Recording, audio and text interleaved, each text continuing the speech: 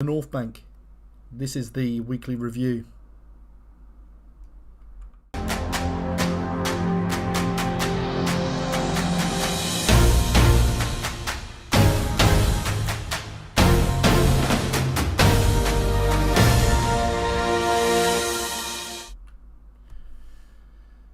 Good afternoon. It's the day after a great London derby result against West Ham. It's a longer week this time round. First of this segment, where we're going to kind of break down kind of that week kind of Arsenal, and we can kind of digest what's actually happened. A lot's happened this week, or certainly these last 10 days. But firstly, we kind of go through the Everton game. That was the disappointing game out of the last couple, which we'll be going through on this video. That first half at Goodison was decent. I thought we controlled it well to a certain degrees, but there was a big talking point in that game, and that was when Godfrey went and caught Tomiyasu at 0-0. That itself was a moment in the game that could have totally changed the way the game was going. And as the half wore on, Everton kind of grew into it a bit more, and Richarlison was always looking dangerous. He had an offside goal that was chalked off before we then took the lead in injury time. But we just looked a little bit off it, certainly comparing the performance at Old Trafford. And then when Odegaard popped up from Tierney's cross to put us 1-0 up, that was really, really good. And you're just kind of hoping that we would have come out in the second half with renewed energy and looked to kind of put the game to bed. What then happened was we kind of sat back on ourselves a little bit, and we found ourselves kind of just trying to protect a lead as opposed to really kind of going for it and trying to build on it. And yeah, we ended up having another goal disallowed. Sorry, Everton had another goal disallowed through VAR. And yeah, we just, again, it was one of those where you're suddenly thinking the stars have aligned, and they're gonna kind of it'll be our day. But the second one that went in, which was disallowed, was like by millimetres. So you're suddenly thinking, is it our day? And yeah, you just think of it like that. And certainly as the half wore on, as it was 1-0 until the last 10 minutes, to then lose it 2-1 and losing that last goal in the last minute, and yeah, it was very naive defending. White shouldn't have come flying down the pitch to cross the ball into Martinelli with two defenders on him. It's very low percentage, and the reward factor was minimal, and they obviously won the ball back and scored the goal because we were out of position and no one went to close Tamari Gray down. So yeah, it's one of those where we could have easily come away with that with a draw. We could have come away with it with a win, but Nketiah's miss and then Aubameyang, even at the end, there were chances to kind of get back in and get level again. So it was disappointing, but we've got to be real. We're not going to win every game, and there are going to be massive bumps on the road, and this was a bump in the road because it was a performance that we've not really seen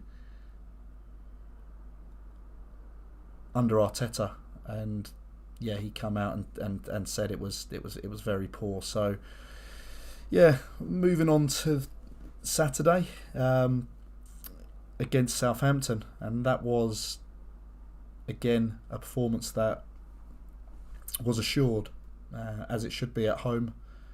We really got stuck into it. We struggled a little bit early on to deal with Southampton and the press that they were putting in, and it caused us to be a little bit nervy at the back. Gabriel had got booked very early on, and yeah, we just seemed to be a little bit slow with our distribution, trying to play out.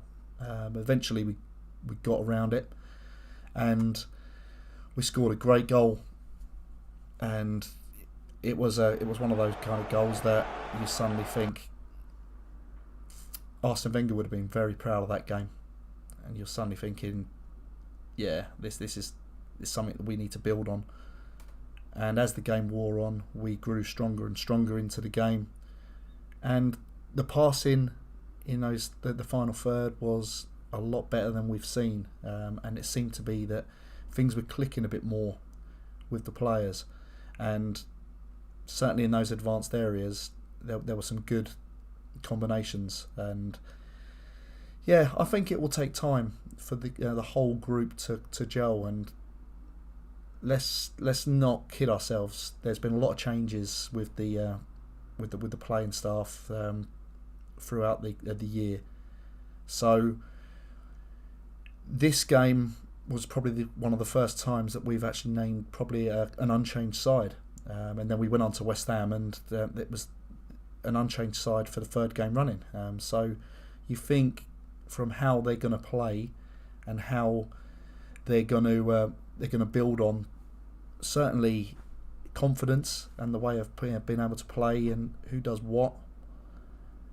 That's what's going to change, and with more and more games like this, the better they're going to be, and the more entertaining they're going to be, because they have that more game time with each other. So I was very impressed in the end with the Southampton game, and there could have been more goals as well. So then we take last night, and again, you're coming up in a London derby against West Ham. They're sitting fourth in the table. They've done fantastic over the last year. They've got into the Europa League, and they've been playing some decent stuff. So yeah, I look at it and think that this performance was going to be tough, and it was tough. But as the first half wore on, we grew into the game more and more. Again, there was some good movement, there was some good energy, and winning the ball back. And yeah, we controlled the game, and yeah, we were unlucky not to go into half time ahead. But a couple of minutes into the second half, we come away with a goal, and it was really pleasing. It was well worked, with Lacazette just playing the ball through, and then Martinelli it was almost Henry-like, the way he just curled it and opened his body up and curled it in, and that was really, really nice to see that goal go in at that point.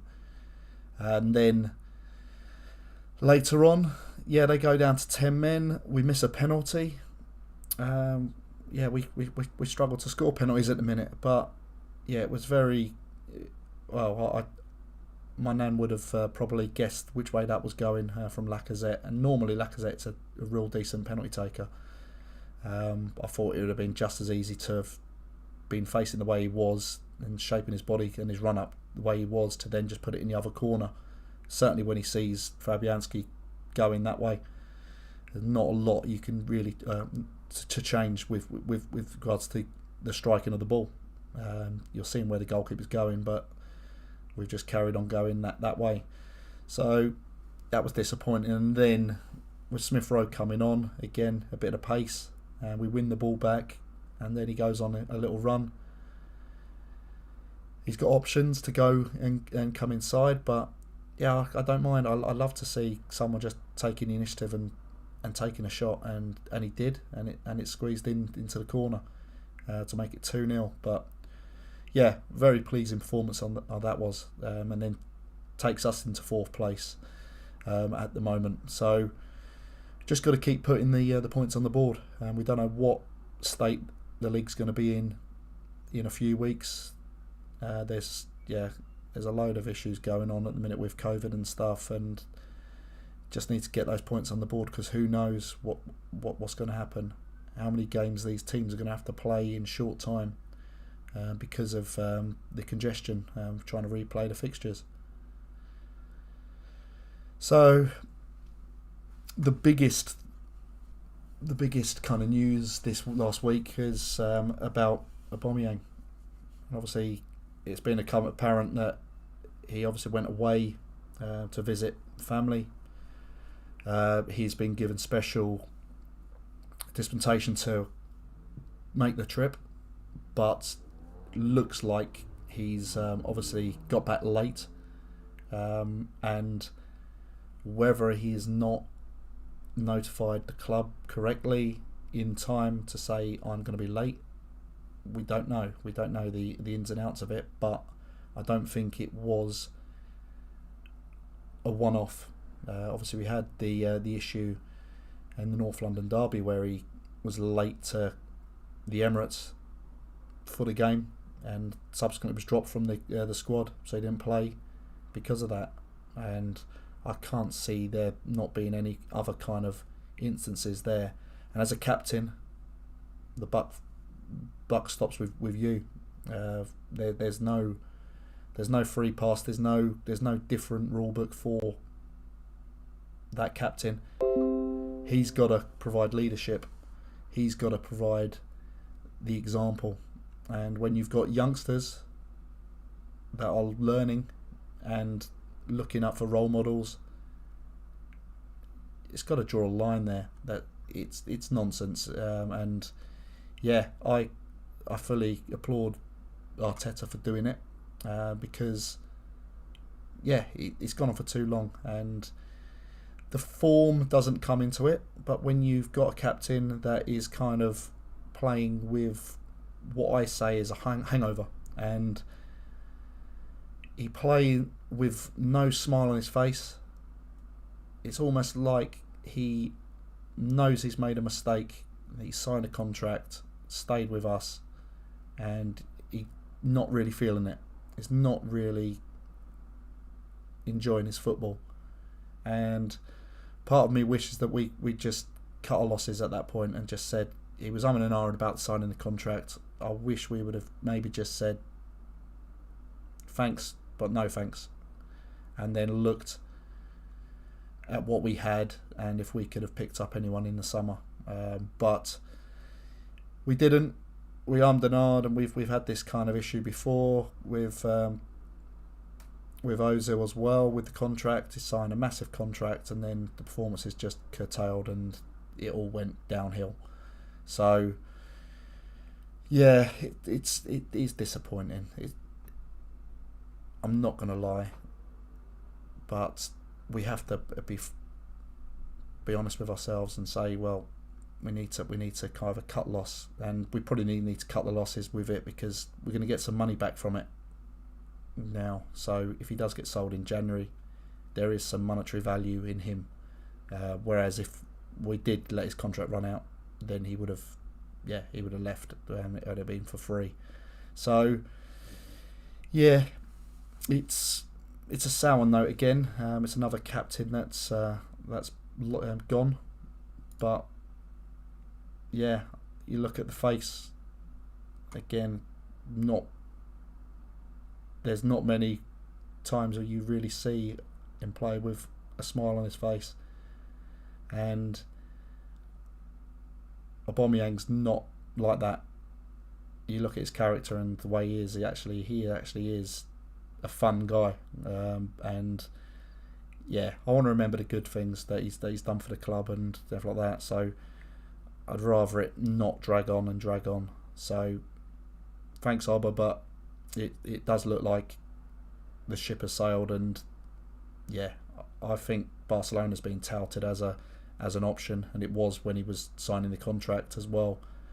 But yeah, you look at it, it is time now. I think to change it up. But we then have the massive issue of who is going to be the next captain of Arsenal. We have a leadership group. There are some new faces in and around the squad. Lacazette has stepped up and he's made sure that we've got a level head, taking up that armband in the last 2 games, and he's done well.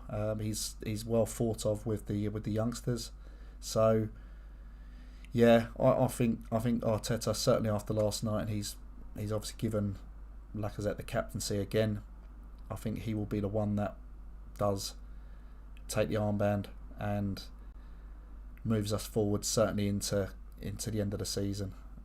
And you've got faces helping. You've got Ramsdale, who's a massive plus in goal, who can obviously talk and who can make sure that the communication is top notch at the back. But you then have Odegaard as well, who's the captain of Norway. So he's got experience being a captain. You've got a good character in Gabriel, who's a big voice. He's probably still learning the language, so it is probably a little bit soon for him. But he also is an option. So who do you think should be captain of Arsenal? But I think it's Lacazette for now, and whether or not in the summer we look at Odegaard as a captain, or it could be Kieran Tierney. Who knows? But yeah, I think we're in a good place, because it's a time for change within the group, and there's going to be a lot of changes in the summer. So it'll be good to see where we are in that summer period, and then we can actually work out where we're going as a team and what we're actually got and what we're dealing with. Because even Lacazette will be out of contract if he doesn't sign, so it all changes then. Hopefully he stays, but yeah, I think Aubameyang has gone in January. If it isn't in January, then it's going to be definitely in the summer. But yeah, this week, obviously Kieran Tierney has returned. There was obviously the massive debate about does he come back for the Man United game when Arteta chose Tavares to play. He got his chance against Everton. He struggled to make about 65 minutes of that game, and yeah, he struggled to get back for the goal. Yeah, so yeah, Kieran Tierney just got back in against Southampton, and again, you need game time, you need proper match fitness, and he's been solid. He's come in, he's worked again. We know what qualities he gives us, but again, Tavares is a really good player to kind of come in and just give that little bit of different and that little bit of help. And then against West Ham, Tavares comes on in front of him. So you got Tierney on the left of the fence, and then you've then got Tavares coming on to give Martinelli a little break, because he took a little knock late on, and yeah, a little frightening combo on that left hand side with both of them. So yeah, I think it'll be very very nice to see. But yeah, it'd be good to see them both together playing.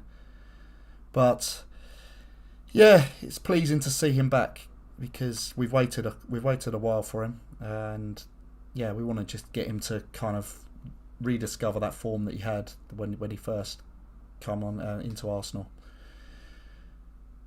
So next we then look at the COVID situation.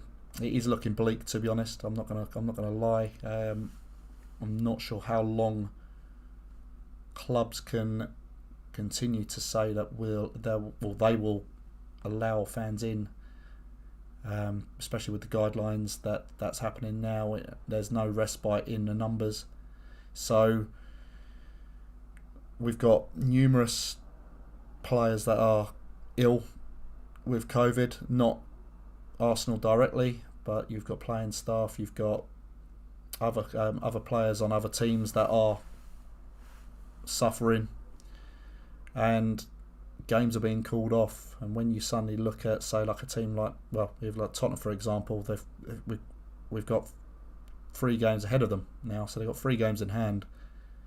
They've struggled to, or they're not sure what they're going to be doing with the Conference League in Europe for them. There's another game. What happens there? Do they forfeit? But you're just looking at it all now. Tonight's game has been called off, and you're suddenly thinking, does it just need a little power break where we just suddenly say, right, okay, well now we're in this awkward situation, rather than having it as it is now, and teams are just going ahead and playing games that are not affected, but then suddenly affected a little bit down the line, and others are in trouble. Then do we just say shut it for 3 weeks, give this a little winter break now, and just say, right, okay, 3 weeks where we've got no kind of issues, no games, and then everyone kind of just not mixing, back to how it was a year ago, and then reconvene sport in January, just as a stopgap to kind of try and get these numbers down, because there's only going to be one way, and if this carries on, then